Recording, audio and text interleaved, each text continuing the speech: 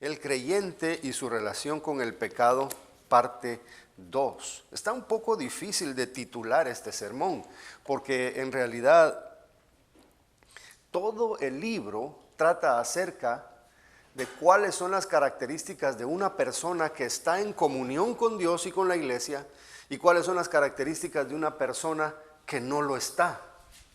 Entonces todo tiene que ver con la comunión, ¿verdad? Todo tiene que ver con la comunión, el permanecer, el pecar, el interesarse en la palabra, el amar, como lo vamos a ver ya en los próximos sermones. Pero aquí vamos a seguir hablando acerca del pecado, de la santidad, del trabajo de nuestro Señor Jesús. Bueno, entonces vamos a ir a 1 Juan, vamos a leer del 1 Juan 3, y vamos a leer del 4 al 9 otra vez. 1 Juan 3, del 4 al 9. El creyente y su relación con el pecado, parte 2. Dice así: todo aquel que comete pecado infringe también la ley, pues el pecado es infracción de la ley. Y sabéis que Él apareció para quitar nuestros pecados y no hay pecado en Él. Todo aquel que permanece en Él no peca. Todo aquel que peca no le ha visto ni le ha conocido. Hijitos, nadie os engañe. El que hace justicia es justo, como Él es justo. El que practica el pecado es del diablo, porque el diablo peca desde el principio. Para esto apareció el Hijo de Dios, para deshacer las obras del diablo. Todo aquel que es nacido de Dios no practica el pecado, porque la simiente de Dios permanece en él y no puede pecar, porque es nacido de Dios. En esto se manifiestan los hijos de Dios y los hijos del diablo. Todo aquel que no hace justicia y que no ama a su hermano no es de Dios. Vamos a orar. Gracias, Padre, por todo lo que nos has dado, por tus misericordias, por tu perdón, por tu paciencia, Señor, porque provees, porque proteges, porque enseñas, porque tú estás siempre ahí, Señor, aplicando la salvación cada día desde que creímos hasta el final, porque prometiste no dejarnos ni desampararnos. Te alabamos, Señor, te glorificamos desde nuestros corazones con sinceridad, Señor, porque reconocemos tus grandes maravillas en nosotros y por todo el tiempo, Señor. Gracias, en el nombre de Jesús. Amén. Hagamos un pequeño repaso acerca de esto.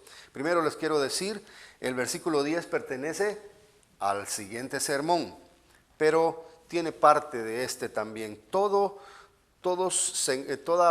sección en cada capítulo tiene un eslabón, tiene ahí una o dos palabras que hacen link, que ligan con la siguiente sección. Y hay que saber distinguir, ¿verdad?, cuál es esa palabra, esas dos palabritas que están relacionadas, porque el autor estaba escribiendo con un hilo de pensamiento. El autor no traía capítulos ni versículos en la mente. Él simplemente está escribiendo y va cambiando de tema conforme él considera necesario, pero es bastante sutil el cambio. Pero tomemos en cuenta también que el autor estaba siendo inspirado por el Espíritu Santo y él lo lleva perfectamente en esa vía de pensamiento, cambiando según la necesidad que el Espíritu le mencionaba. Bueno, vamos hoy a continuar respondiendo a las 6 preguntas que empezamos la semana pasada. ¿Cuáles son esas 6 preguntas? ¿Qué es el pecado? ¿Cuál es el remedio para el pecado? ¿Qué hace la diferencia entre un salvo y un pecador? Que será la primera respuesta que daremos hoy. ¿Cuál es el estándar de justicia? ¿Cuál es el origen del pecado? ¿Y qué no hace un nacido de Dios? Respondimos a la primera pregunta que está en el versículo 4. ¿Qué es el pecado? El pecado, y ahí está implícito y explícito, infringir la ley de Dios. Eso es el pecado. Hacer lo contrario a lo que la ley de Dios manda. Luego respondimos a la siguiente pregunta: ¿cuál es el remedio para el pecado? Y el remedio para nuestros pecados es el sacrificio de Cristo en la cruz, su muerte expiatoria, su muerte sustitutoria. Eso ya es un siguiente nivel después de fundamentos de la fe. ¿Cómo se le llama a ese acto, a eso que Dios hace? Sustituir, expiar y todo lo demás. Luego respondimos a la siguiente pregunta. Estuvimos por responderla porque hasta ahí nos quedamos. ¿Qué hace la diferencia entre un salvo y un pecador? Y les dejé como tarea, no sé si la hicieron, responder ustedes a esa pregunta según lo que dice ahí en el texto, en el versículo 6. Todo aquel que permanece en él no peca, todo aquel que peca no le ha visto ni le ha conocido. ¿Cuál es la diferencia? Ahorita la vamos a leer y la vamos a ver. Hay una diferencia bien marcada. El salvo no está pecando como forma de vida. El no salvo peca por instinto, por placer y peca premeditadamente. El salvo no anda buscando el pecado, sino que anda huyendo de él. El salvo procura agradar a Dios y abandonar las malas obras. El salvo espera y busca las oportunidades para satisfacer el no salvo espera y busca las oportunidades para satisfacer sus impulsos de la forma que él cree que es mejor y no de la forma que Dios dice. La diferencia la hace la permanencia, y eso está ahí en el versículo 6, la permanencia con Jesús.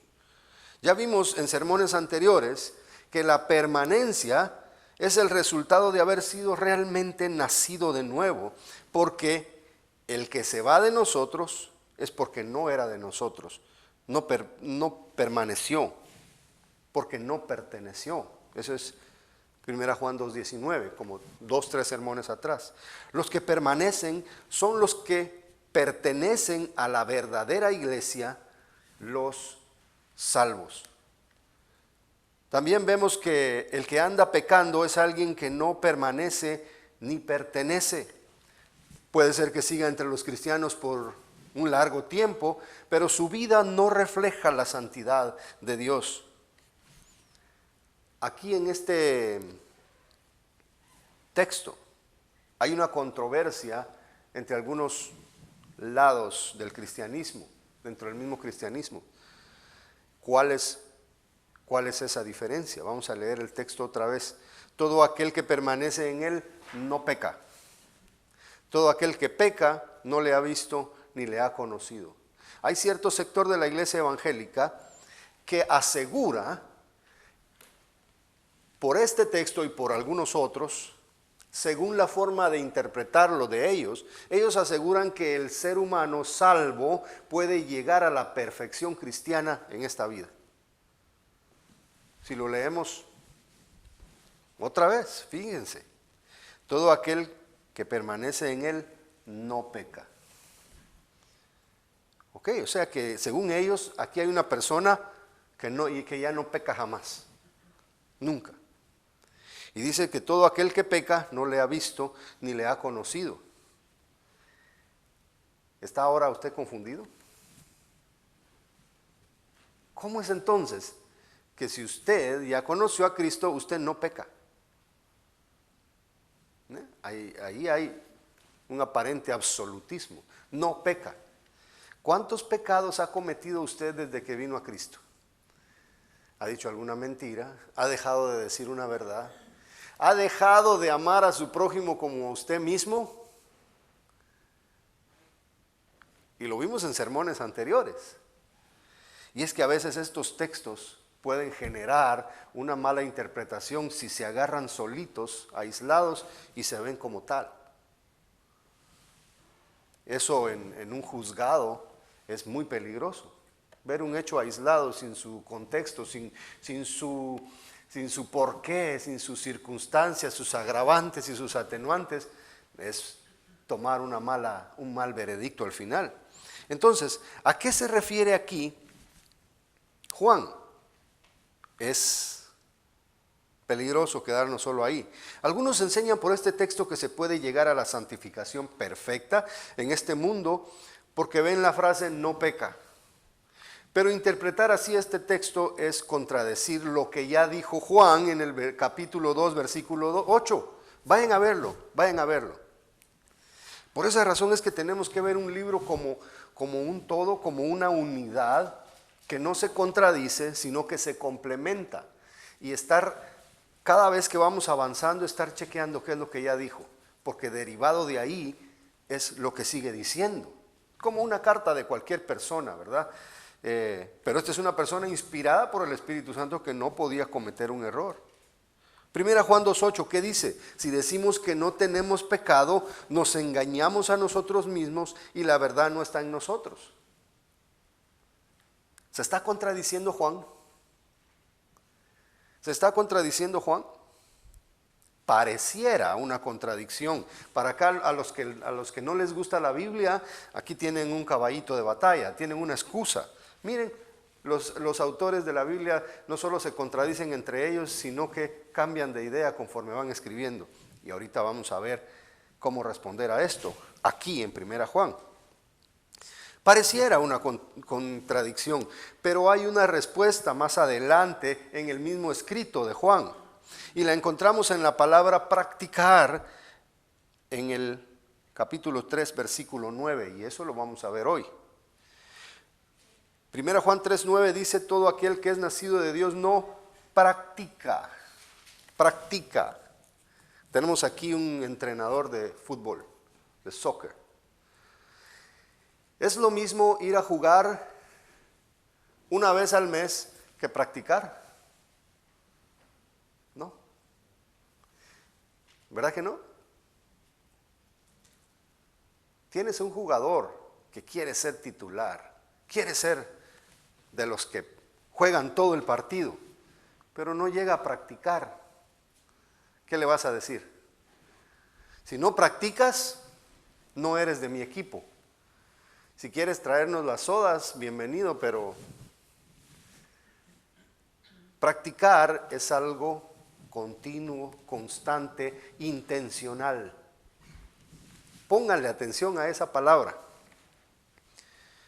De 6 versiones de la Biblia consultadas, Reina Valera 95, la Nueva Versión Internacional, la Biblia de las Américas, la Biblia del lenguaje hablado, y hay otras 6 versiones que consulté, 5 dicen practicar. Eso ya nos habla bastante, eso ya nos da bastante.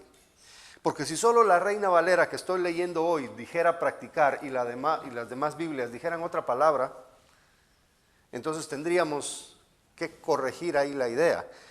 Pero 5 versiones dicen practicar y una dice seguir pecando. Seguir pecando, o sea, eso es un gerundio, pecando. Quiere decir, lo hago. O sea que la idea es la misma. Todas las versiones están igual. Cuando me voy a la versión en griego, en el original, dice que ahí hay algo que se está haciendo. No es algo que se hace de vez en cuando, sino que algo que es hecho continuamente. La idea es entonces el hecho de estar haciendo pecado continuamente y deliberadamente como una forma de vida. Juan dice que una característica del verdadero cristiano maestro es su forma justa de vivir. No nos olvidemos que Juan escribió esta carta para ayudar a los hermanos a recordar lo que ya sabían y a no dejarse engañar por los falsos maestros. El salvo no peca deliberadamente porque tiene comunión con Cristo y Cristo le fortalece. Gálatas 2:20 dice, con Cristo estoy juntamente crucificado y ya no vivo yo, mas Cristo vive en mí. Y lo que ahora vivo en la carne, lo vivo en la fe del Hijo de Dios, el cual me amó y se entregó a sí mismo por mí. O sea que aquí lo que Pablo está diciendo es de que su antigua forma de vivir y pensar ya pasó. Ya pasó. No porque únicamente Pablo hizo esa decisión y ahora ya quiero esforzarme por mí mismo para hacerlo. Vamos a ver en otros textos que hay algo sobrenatural que ocurre en la persona a la hora de recibir a Cristo de verdad, ¿verdad? No solo de labios. El haber conocido a Cristo hace que una persona deje de pecar como lo hacía antes. ¿Cuál es la relación de usted con el pecado? ¿Ha dejado de pecar como antes? ¿Cada vez es menos? ¿Cada vez le ocurre menos? ¿Cada vez le gusta menos? ¿O le sigue gustando lo que hacía antes? Dios quiera que usted ya sienta rechazo por sus antiguas actitudes. ¿Cree que realmente usted ha conocido a Cristo según las respuestas a estas preguntas? Esto lo tenemos que evaluar continuamente.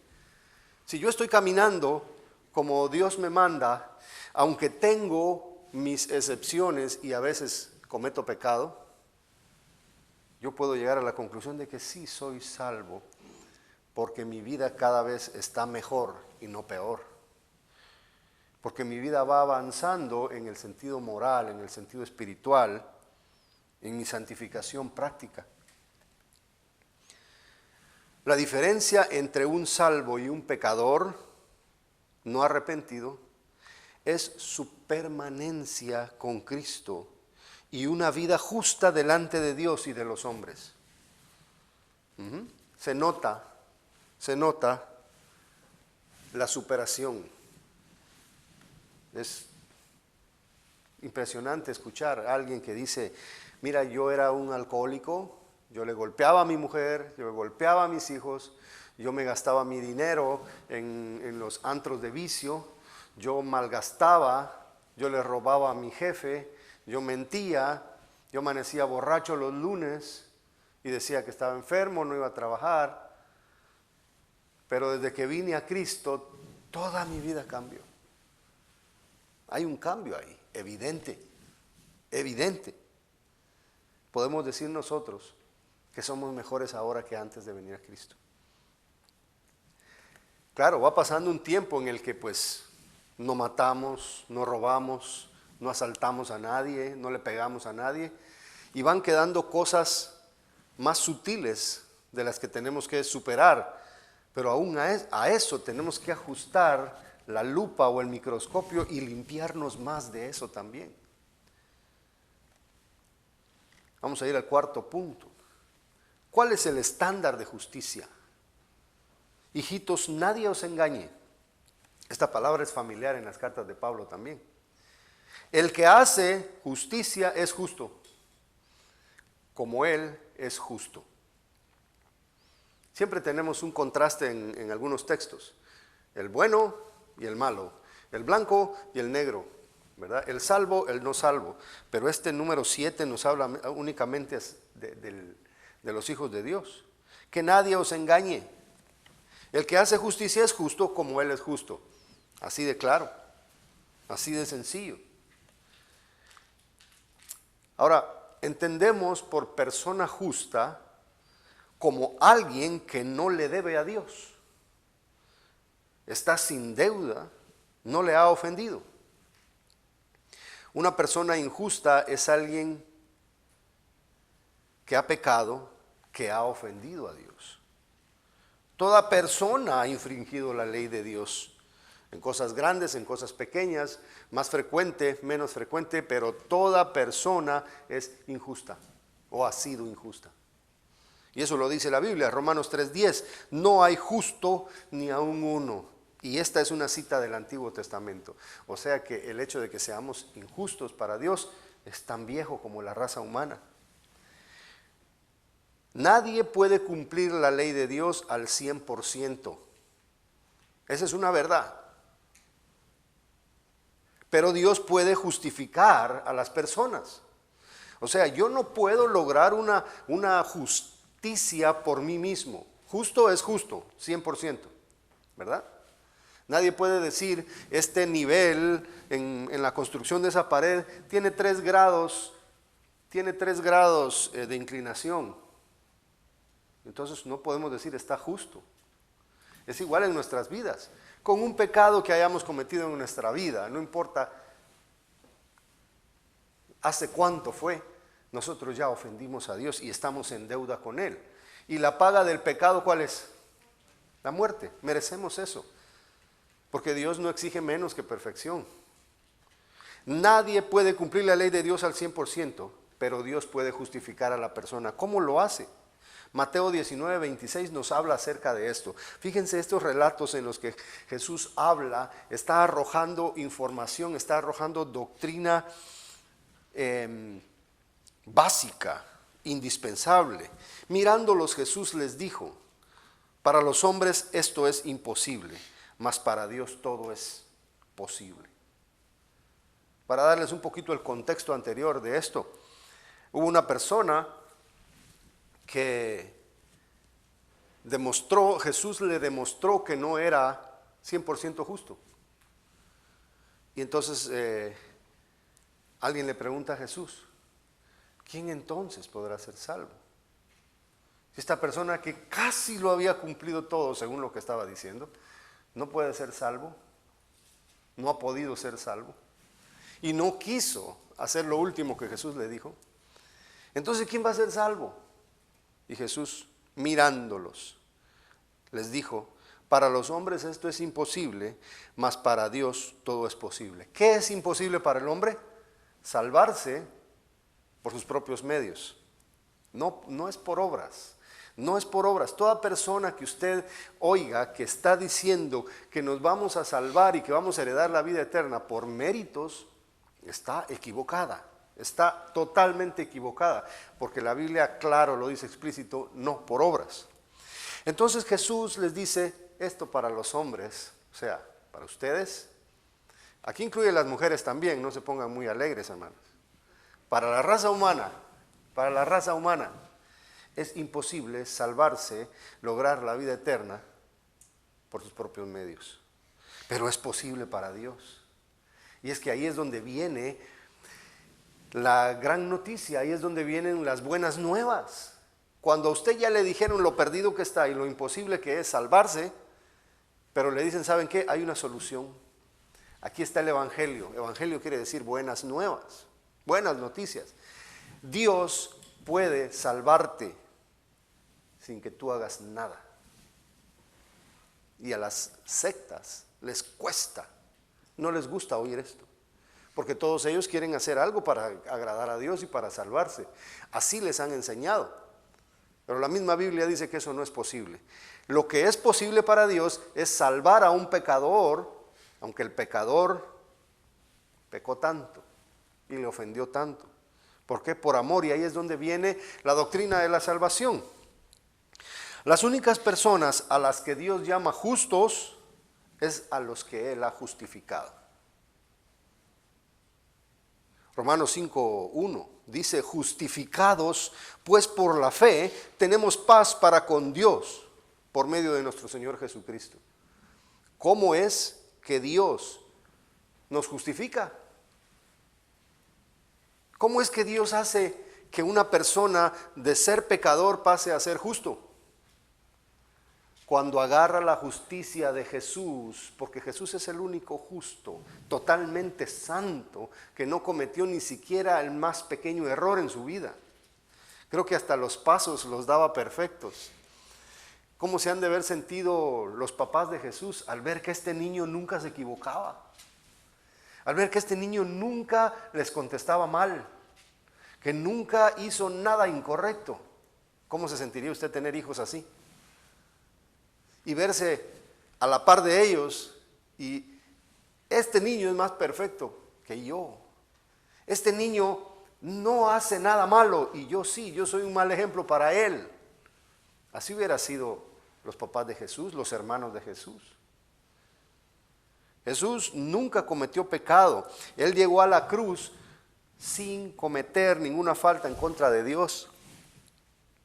Por lo tanto, cuando Dios echa el pecado de todo el mundo sobre Jesús, entonces valida el hecho de que la justicia de Jesús es imputada a nosotros. O sea, usted tiene algo grande. Dios a usted le ha dado la justicia de Jesús. Y Dios, cuando lo ve a usted, lo que ve es a su Hijo Jesús muriendo en la cruz y pagando por usted. O sea que las cuentas que usted le debía a Dios, que eran muchas, están saldadas. ¿No es algo inmerecido eso? Totalmente inmerecido. Dice la palabra de Dios que nosotros éramos enemigos de Dios cuando Él hizo eso con nosotros. Porque nos dio vida. Cuando no lo andábamos buscando, no lo andábamos llamando. Nosotros quizá andábamos buscando nuestro propio Dios.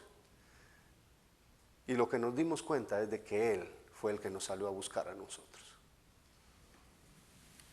Somos justificados. No somos justos por nosotros mismos, pero sí es algo que a nosotros se nos hizo de arriba.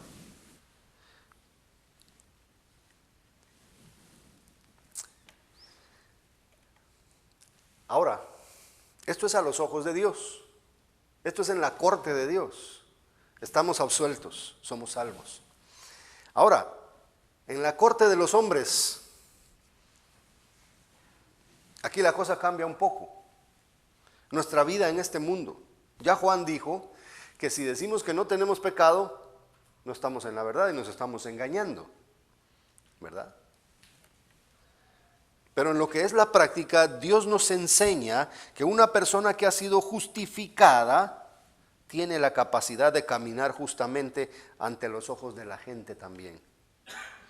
Su testimonio de vida es bueno.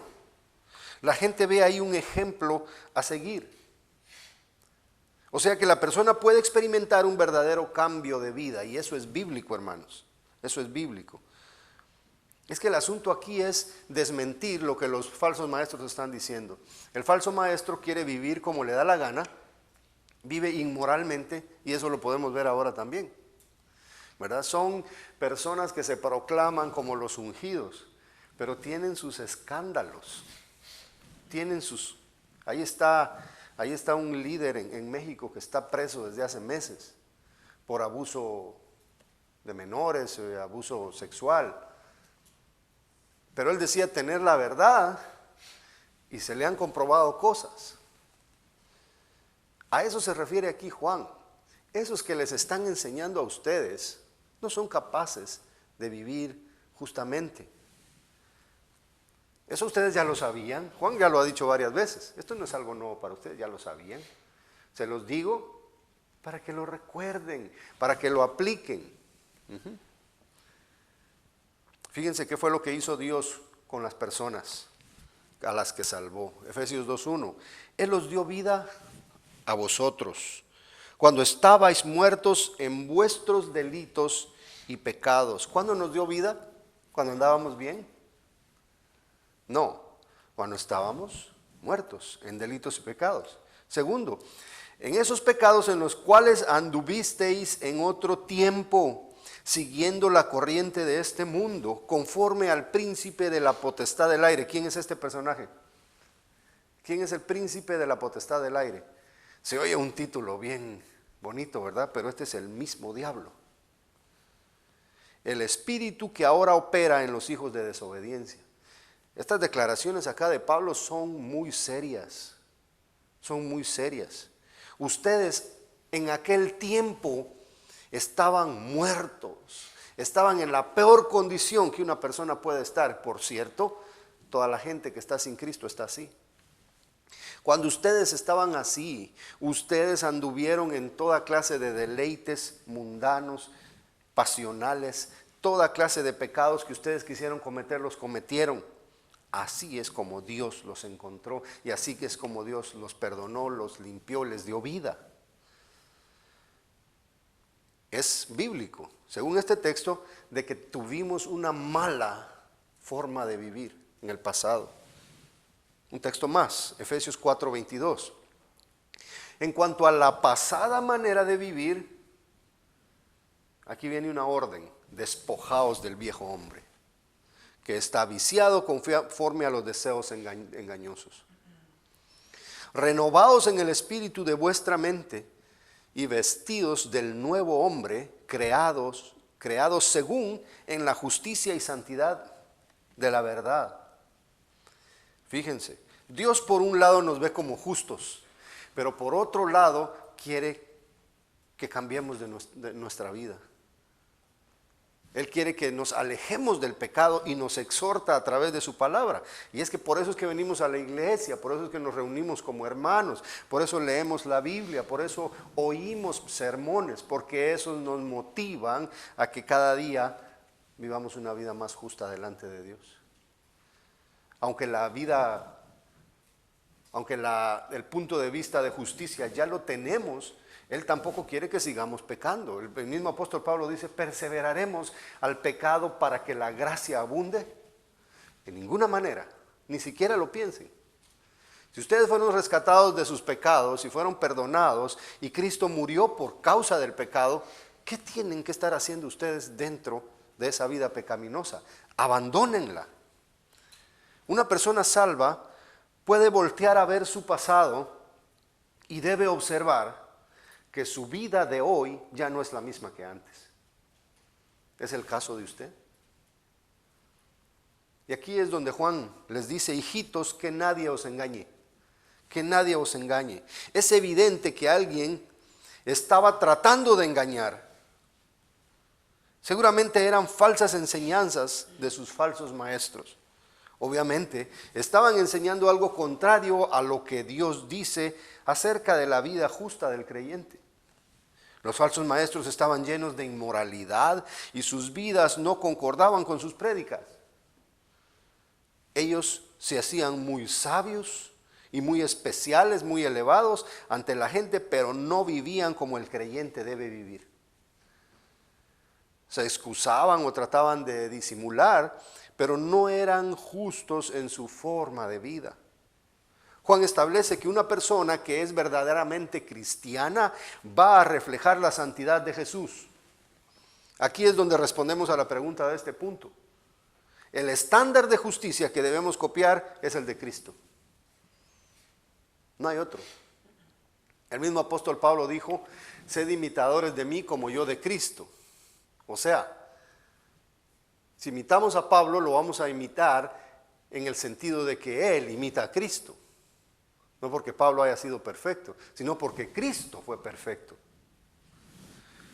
1 Pedro 1:16, porque escrito está, sed santos porque yo soy santo. Es una verdad que ya se sabía desde el Antiguo Testamento.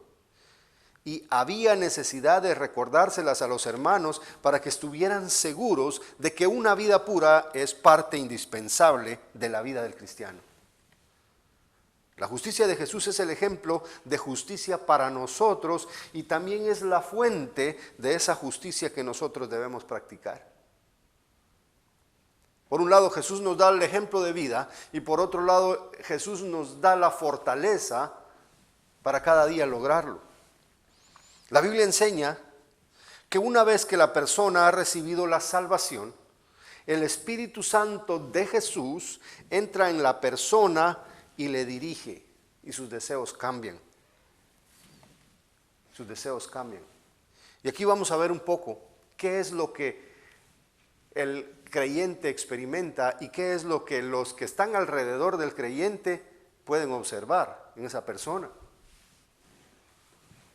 Salmo 51:3. El creyente reconoce y se arrepiente de lo que ha hecho. Salmo 51:3 dice, porque yo reconozco mis rebeliones y mi pecado está siempre delante de mí. O sea, no se lo puede quitar de la mente. No puede dejar de pensar en eso. Le atormenta, le molesta, le lastima.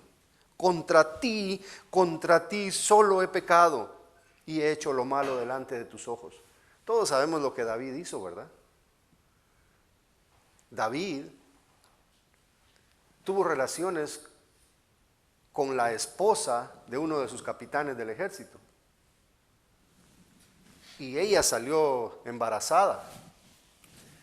Y para que no hubiera un escándalo, mandó a que su capitán se quedara solo en el frente de batalla para que lo mataran. Y lo mataron. Entonces David cometió adulterio y David cometió asesinato intelectual. Y aquí es donde David, fíjense, el rey David, guiado por Dios, pero en un momento de debilidad cometió un pecado grandísimo.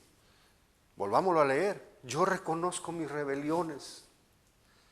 A este punto había llegado el salmista, el rey David, de reconocer lo mal que había estado. Y mi pecado está siempre delante de mí. No me puedo deshacer de esta culpa, de esta idea. Me acompaña y ahí lo tengo, lo recuerdo. Me fastidia. Y he hecho lo malo, dice, delante de tus ojos. Contra ti solo he pecado. ¿Se siente usted así cuando peca? Qué mal se siente, ¿verdad? Este es un síntoma de que usted está en comunión con Dios.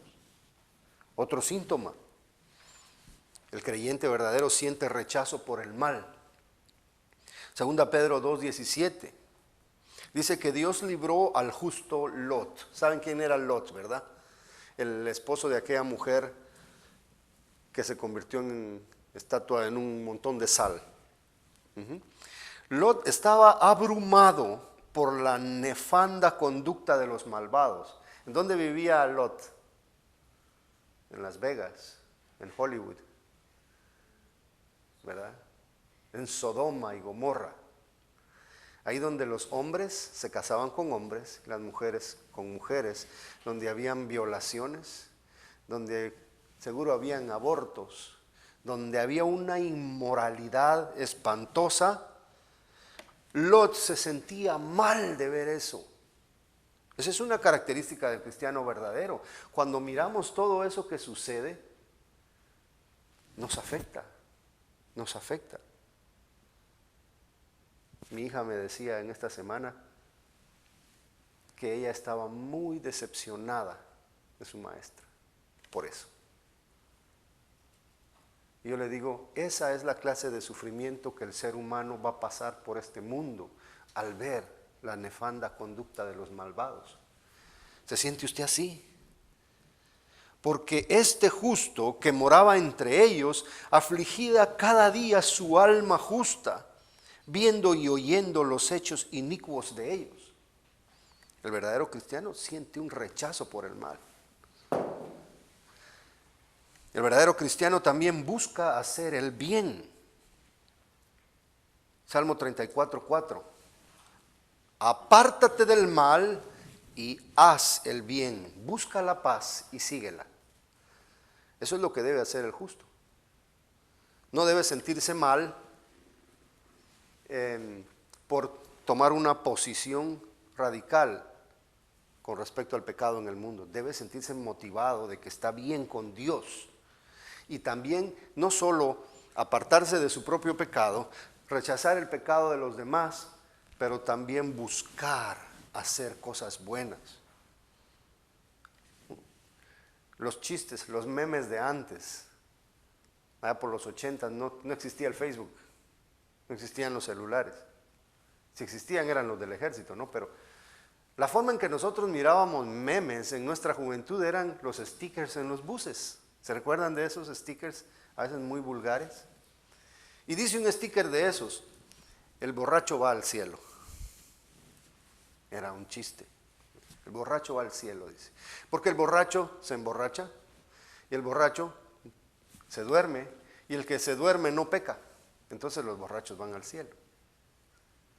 Y muchas personas creen que porque no le hacen mal a nadie, que porque no hacen cosas groseras, pues están bien con Dios. No es suficiente. Hay que buscar hacer el bien a los demás. Hay que buscar servir, hay que buscar hacer buenas obras. Y la gratitud mía hacia ustedes al principio de mi plática aquí era gracias porque están apoyando la iglesia, están haciendo algo bueno. No basta solo con estar sentado en la casa, aislado de los demás. Hay que poner nuestras manos, arremangarnos y hacer algo, hacer algo. Yo le decía a mi esposa, estábamos en otra iglesia y le digo, yo me siento acorralado solo de estar en una silla todos los domingos. Yo quiero servir. Yo quiero hacer algo para Dios. Hay que hacer el bien, hay que seguir adelante, hay que seguir sirviendo al Señor, porque eso es un deseo que viene del Espíritu Santo. Dice allá en los Filipenses que Dios es el que pone en nosotros el querer como el hacer por su buena voluntad. El creyente también está interesado por la verdad de Dios. Juan 14, 21. El que tiene mis mandamientos y los guarda, este es el que me ama. Para guardar los mandamientos de Dios hay que conocerlos. Por esa razón, cuando alguien viene acá, nosotros le animamos a recibir fundamentos de la fe, para que mire en qué está fundamentada esta iglesia y para que comience su conocimiento a crecer.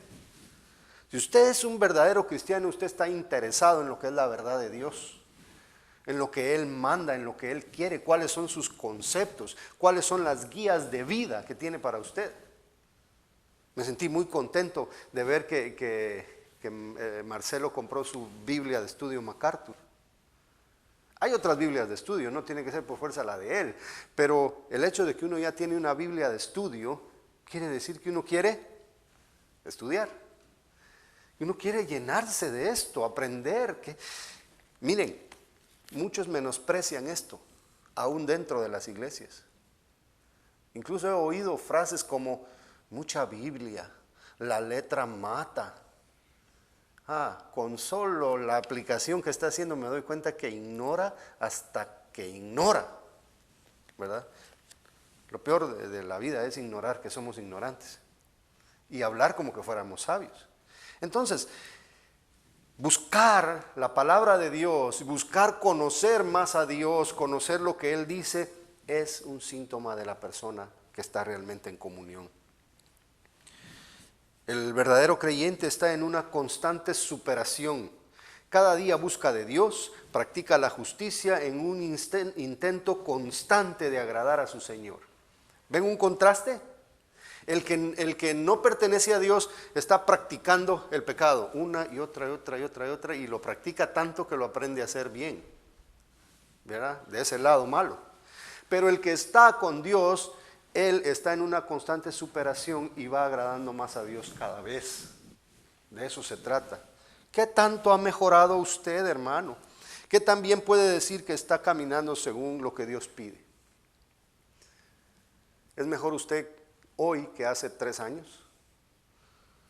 Ya abandonó esas palabras antisonantes, esas palabras que a veces dan risa, pero que ofenden a Dios. Ya abandonamos el chisme, ya abandonamos las conversaciones vacías, donde ponemos verdes y de cabeza a medio mundo. Que Dios nos ayude a mejorar eso. Ya salimos de nuestra cueva y comenzamos a servir a Dios y a servir a los demás y a ser útiles para los demás. Recuérdese, andar justamente es necesario para todo creyente real.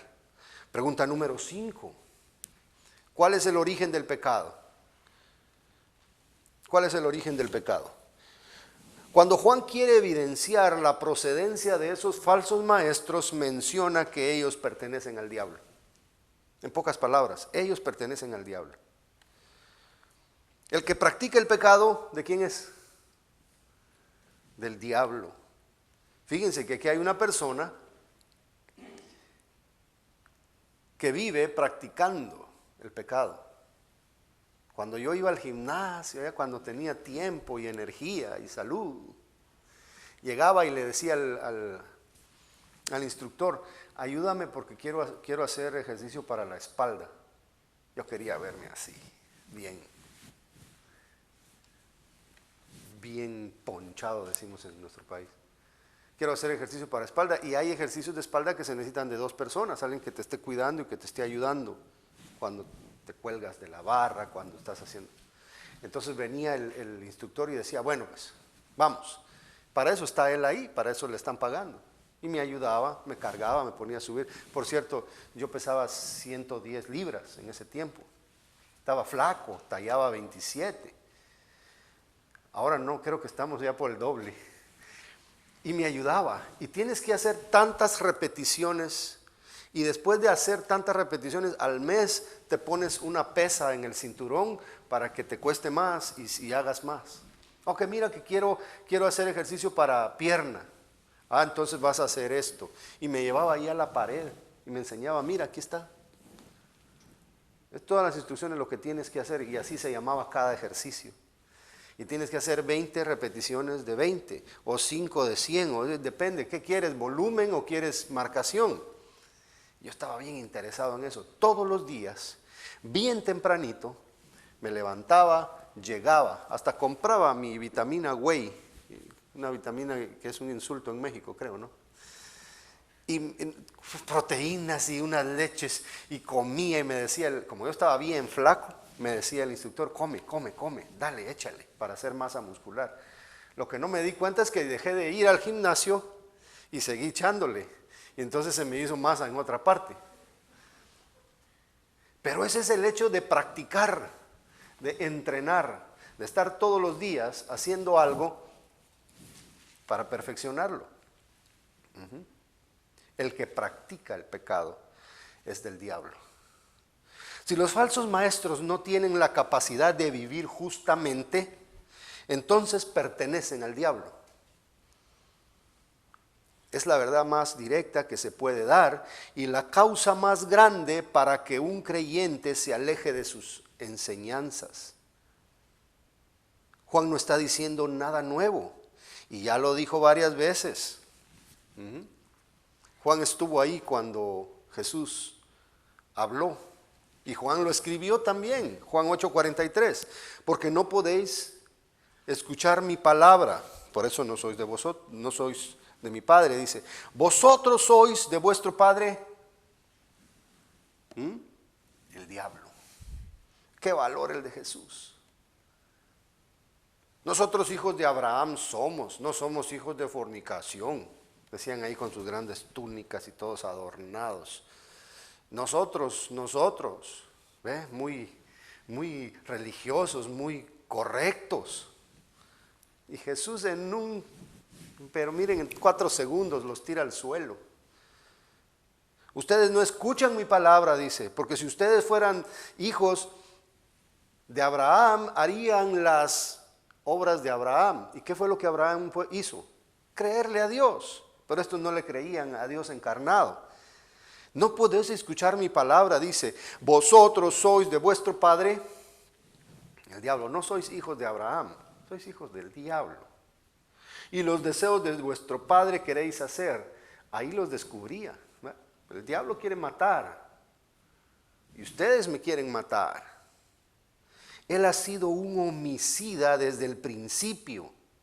Fíjense cómo Juan aquí en 1 Juan dice, él peca desde el principio, y aquí está diciendo que es homicida desde el principio, según las palabras de Jesús, y no ha permanecido en la verdad. O sea, toda la vida del diablo desde hace cuántos miles de años ha sido un constante pecado. Porque no hay verdad en él. Cuando habla mentira, de suyo habla, o sea que le sale de adentro al diablo, porque es mentiroso y es padre de mentira. Y a mí, porque digo la verdad, no me creéis. El Maestro Jesús era tajante y era directo, sin ningún miedo. Les habló así y los puso en su lugar, cosa que ellos no lo quisieron creer. Más bien, lo que hicieron fue planificar la muerte de Jesús. Juan, después de todo, lo que quería es alejar a sus hermanos de esos mentirosos que les querían engañar. Juan quería que sus hermanos llegaran a la conclusión de que no hay que escuchar a alguien que es del diablo. Usted ya se dio cuenta que un maestro no vive piadosamente, no vive justamente. ¿Qué va a hacer? ¿Seguir yendo a escucharlo? ¿Verdad que no? Si me está hablando mentiras, igual que su padre el diablo. Dice, el diablo peca desde el principio, es su costumbre, es su forma de vida. Una persona que no puede dejar de comportarse como el mundo, está evidenciando que está bajo el control de Satanás. Aquí hay un contraste. El que pertenece a Jesús es justo como Él es justo. El que pertenece al diablo es pecador como el diablo lo es. Es tremendo, ¿verdad? El origen del pecado es el diablo mismo. Cuando una persona ama el pecado, lo hace por su naturaleza caída, pero obedeciendo con mucho gusto y mucho placer al que desde el principio ha intentado que los seres humanos ofendan a Dios. Vamos a quedarnos hasta ahí. Nos llegó el tiempo. Creí que íbamos a terminar rápido, pero nos falta punto y medio. Así que, hermanos, que hoy pensemos en que nuestras vidas deben tener cierta superación en cuanto a la justicia con Dios y con los hombres, con la gente. Pensemos hoy en que cada día tenemos que ponerle atención a nuestras fallas para no seguirlas practicando. Que no se vuelvan una costumbre, un hábito, algo recurrente, de lo cual un día Dios nos puede apartar, pero con un jalón de orejas bien fuerte. Mejor que seamos como el sabio, que mira el mal y se aparta. Que no seamos como el necio, que seguimos de largo y recibimos el daño. Así que Dios nos llama a buscar una vida más recta. Y con esto a todos nos pega. A todos nos pasa pegando duro. Porque cada uno de nosotros tendrá sus propias situaciones de las que tiene que mejorar. Y Dios nos llama hoy a que lo hagamos. Bendita sea la palabra de Dios que nos instruye, nos corrige y nos señala las cosas que tenemos que dejar de hacer. ¿Qué tiene usted que hay que abandonar? Mientras lo piensa, póngase de pie. ¿Cuáles son esos detallitos o esos detallotes que todavía hacen que usted se porte como el mundo? Que usted todavía practica lo que el diablo quiere. Dios quiere que hagamos hoy un compromiso de abandonarlo, de dejarlo. ¿Cuáles cosas? Yo podría mencionar Gálatas 5 y los frutos de la carne, las obras de la carne. Pero espero que el Espíritu Santo haya hecho un trabajo en usted hoy y que usted vea, usted haga una propia lista personal de qué es lo que tiene que corregir para agradar más a Dios. Oremos. Gracias, Padre, por tu bondad, por tu benevolencia.